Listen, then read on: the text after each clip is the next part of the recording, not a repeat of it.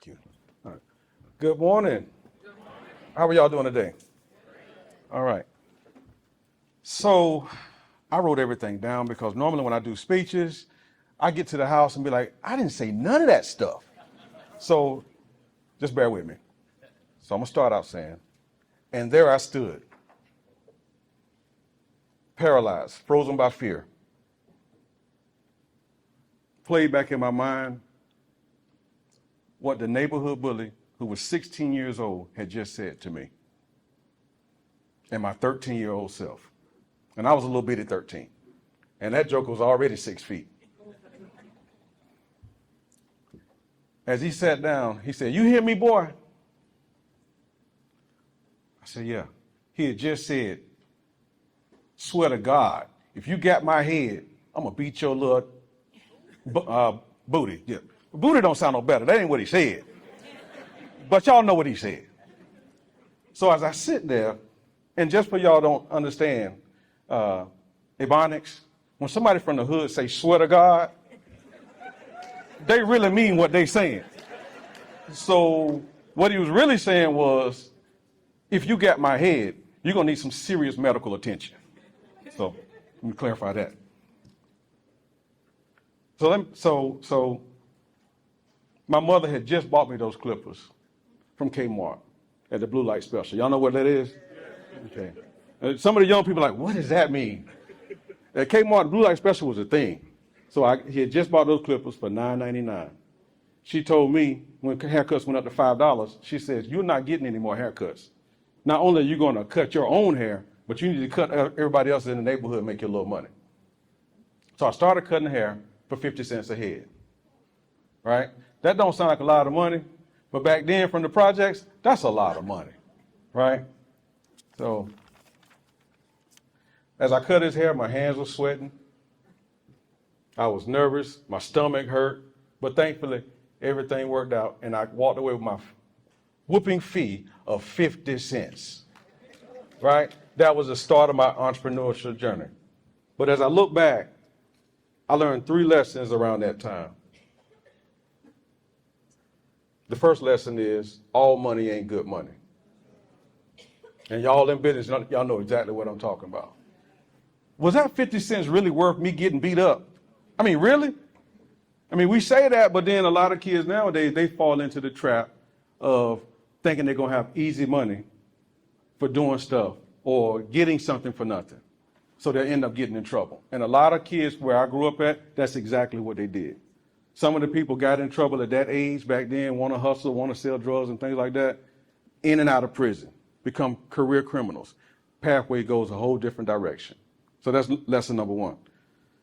Lesson number 2, exceptional service is not exception anymore. It's the rule. You know, when we were coming up, your competition was your next door neighbor or people around the corner or people up the street. Now your competition can be overseas. I do a lot of traveling. A lot of those companies and people overseas, they outsource everything. Those people are willing to work for a fraction of what we make here and be happy with it. So we got to understand we have to have exceptional service when we're dealing with people, when customers, when we're dealing with clients. We have to understand we have to appreciate those people. Nobody owes us anything. So that was number 2.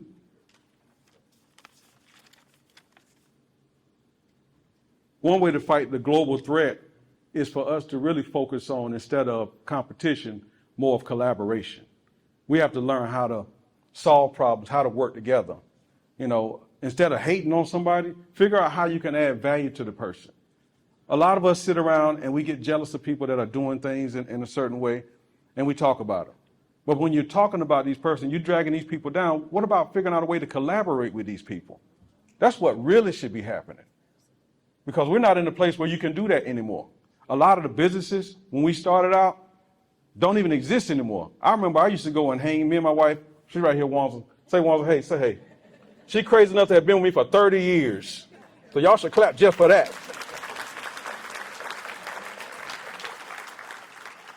Yeah, but we got to understand the bigger picture. Places we used to go all the time, we used to go to Blockbuster, Circuit City, places like that. You know, we used to hang out at these places all day long. They don't even exist anymore. And it's because they didn't pivot when everything said pivot. They said, you know what, we got this. We're going to just keep running the way that we run it, right? So we got to understand how to pivot, how to look at things as they're going and say, okay, let me jump on this trend and figure out a way to blend into this and collaborate. But then lesson number three is don't be your own bully. You know, we get so offended when other people criticize us and say stuff bad about us and talk down. But guess what? We talk down about ourselves more than they do. The difference is that when they do it, you can simply walk away, cuss them out, whatever you got to do. But you don't have to listen to that mess. But when it's you telling you that you can't do something, that's when you're being your own bully. And that's when it really counts, right? So we got to learn how to shut our own voices out of there like that. We got to learn how to start speaking life into what we're doing. Start understanding, you got to tell yourself, yeah, I can do this. Sometimes you got to actually look in the mirror and say, I can do this. Look in the mirror and say, you can do this. Now, people around you are going to think you're crazy, but who cares what they think, right? What's important is that we tell ourselves that we can do it and believe it, right? So the heaviest weights that we carry are in our own minds. It's not what somebody else is saying. It's what we're saying, right? And then the inevitable byproduct of this negative self-talk is fear. The name of my company is F7. F7 stands for faith in action. You can't have faith and fear at the same time. Either you're going to have one or have the other. And in business, you have to learn how to have faith. Because fear is a destroyer. It comes to destroy your happiness and obliterate any chance of you accomplishing the things that you want to accomplish. So we got to get that fear out of there and start believing and having faith. And I'm not just telling you about the negative self-talk from something that I heard. I'm actually telling you from my own experience, myself. Because of the negative self-talk and having fear and being afraid, at the age of 26 in 1996, I had a stroke and almost died at work. That's heavy. I mean, 26 years old, I got kids that are older than 26 right now. But I almost died. And it's because I didn't take care of myself. I wasn't balanced. I didn't understand balance in my life. I work 7 days a week. My wife can tell you, 15, 16 hours a day, trying to get it. I was trying to prove something to everybody else. But in trying to prove something to everybody else, I forgot who I was. And I didn't understand what was important to me. You know, having a stroke, it took me to a dark place. But it was my fault. My diet was horrible. My wife can tell you. I drank a 3-liter soda every day, 3 candy bars, pork rind skins, drenched in hot sauce, right? Y'all ghetto folks know what I'm talking about. That's what they got in the stove, you know. But that's what when you don't have time and take the time to eat healthy and exercise and do those things, that's the stupid stuff that you do. And that's what I did at a young age. I thought I was invincible, you know. So we got to learn how to really start taking care of ourselves, because to make all this money and you ain't gonna be around to enjoy it is foolishness. And that's exactly what almost happened to me. I let my inner bully take over. I let myself bully myself into thinking that I had to prove something to everybody else, when really it ain't even that deep. It ain't even that deep. I thought to myself, there's got to be a better way than working myself into an early grave. All right? I grew up in the church. I had an aunt called Aunt Carrie. And Aunt Carrie always would tell you, well, did you pray about it? Everything was, did you pray about it? Everything. And I'm like, you know, you sprain your ankle. Did you pray about it? No, everything ain't going to solve. That ain't going to solve everything. But that was the answer to what she was saying. Little did I know that it was wisdom in that. What she was doing was instilling principles in me that would help me as I got older, as I actually got into business and started dealing with different people. So that's when I embarked on a new journey. And the journey was, instead of trying for me to prove to other people what I was about and how much I could do.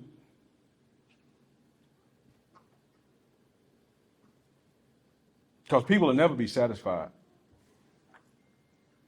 I said what I would do is I would prove my faith in God and his word, right? And let that be my representation in the community. So F7 was born. Because of this modification and the way that I think and looked at my business grew substantially. To date, we've built over $20 million and own over $20 million in real estate and over different asset classes. And this is stuff that we actually own. Shopping centers, retirement home, single family housing, all these types of things. And we've got about 600 million in the pipeline that we're working with some of our partners. I see some of our partners here. And we're working on some pretty big stuff. Now I get to spend time with my 6 kids and my 10 grandkids. That's a lot of people. And I love all 16 of them. I don't remember all their names, but I know I love them, right? But I'm convinced that God gave me all these grandkids to get back even with some of my kids because they were so bad when they was growing up. Let me give you an example. You know what I'm talking about. So my oldest daughter, Maisha, she's got 4 kids. She's got 2 older kids and then she's got some twins, Jalen and Jordan. She called me last week. Jalen was one of the twins. He like 5. How can I say this tastefully?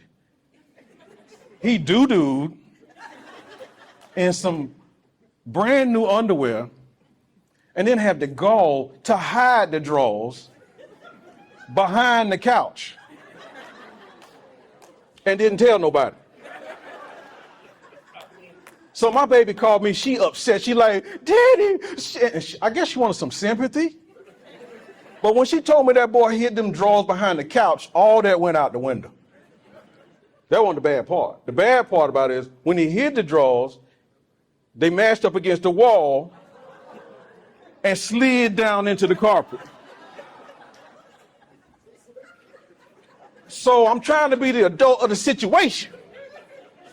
So as she talking, the more she talk, I'm like, baby, that's so bad. Let me call you right back. Boy, I hung up that phone. I couldn't get off the phone fast enough. I laughed about 10 minutes straight. Because she was bad. She deserved all that. So, matter of fact, if I were there, I would have told him, look, pee on the wall too while you're at it. I know that's bad, but it ain't my house, so...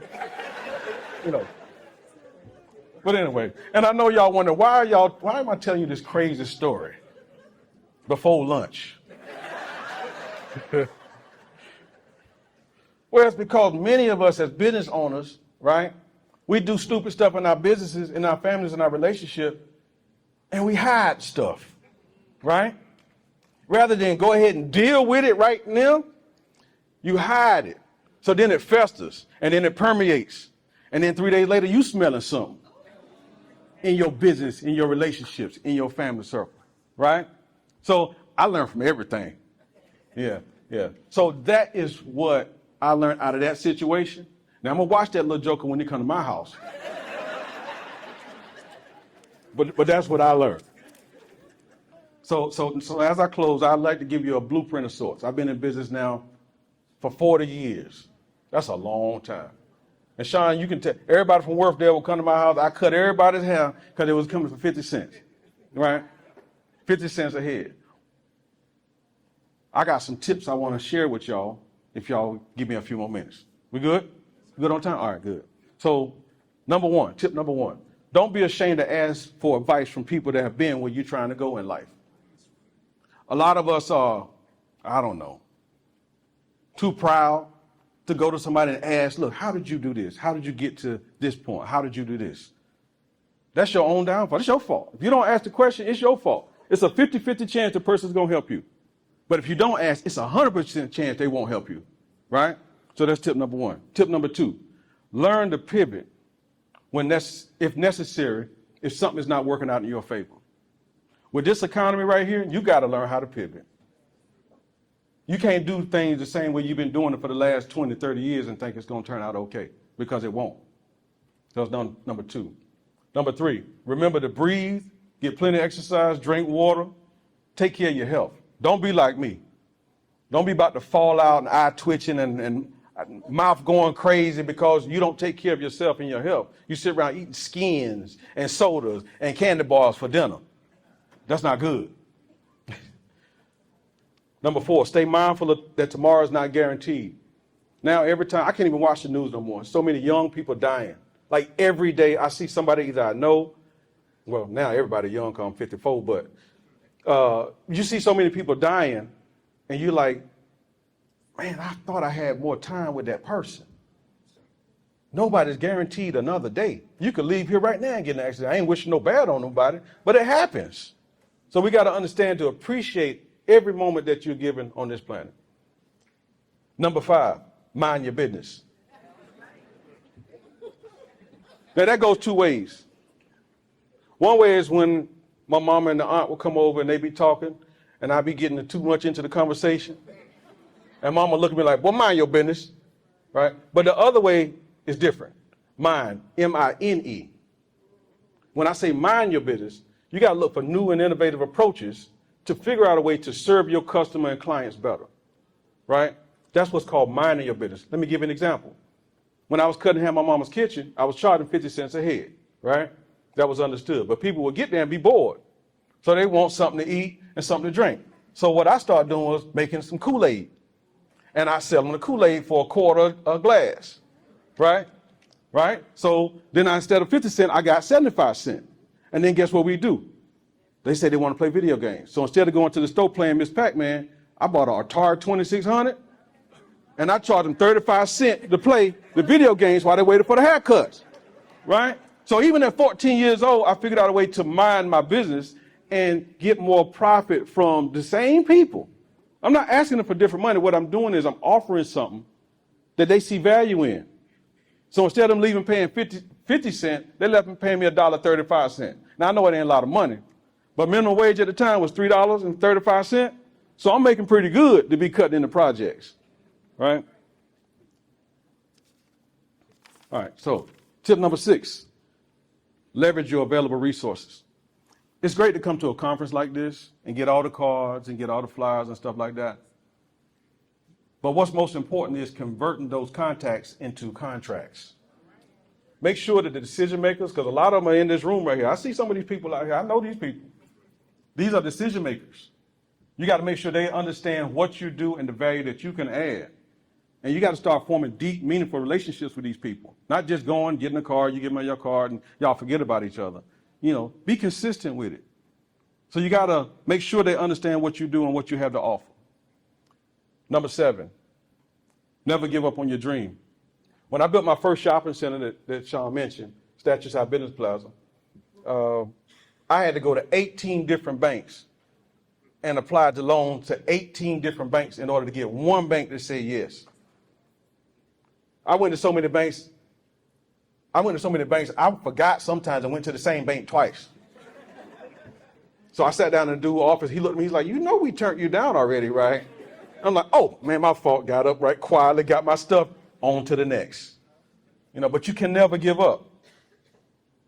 But eventually somebody said yes. And the reason why is because every time they turned me down, I would take the comments and suggestions. I asked them, look, why did you turn me down? It's fine you turned me down. Why did you turn me down? And I'd incorporate whatever they told me, those suggestions and ideas, into the next package. So by the time I got to the 18th bank, oh, I was a pro at that, right? So practice makes perfect.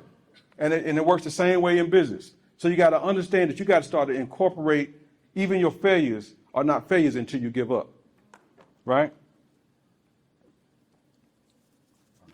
Tip number 8, learn to appreciate and practice the law of gratitude. This is the most powerful strategy to reduce anxiety and develop a growth mindset. It will be next to impossible to be truly successful if there's no sense of gratitude. Our greatest focus should be on what we want instead of what we don't have.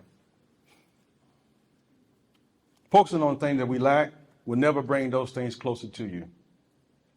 It's only a waste of time. Instead, become the type of person that would attract the desired result to you. Become a magnet yourself for what you want. And finally, tip number 9, don't be so hard on yourself. Life is way too short to be walking around mad all the time. Some people you see, they just got mean mugs just all the time. Just look, they mad, something stink. They just won't speak to you, won't look at you. I got neighbors where we live at, they'd rather walk on the other side of the street than speak to you. I'm like, I don't want to talk to you neither. You know? But don't be that type of person. You know, be the type of person that attracts positivity. You know, people want to speak. They love to see you coming, right? Learn to laugh at yourself, or at least laugh at your kids like I do. It's not that serious. I mean, it's serious, but it's not that serious, right? So y'all enjoy the rest of this expo. I appreciate your time, and live like you mean it. Thank you.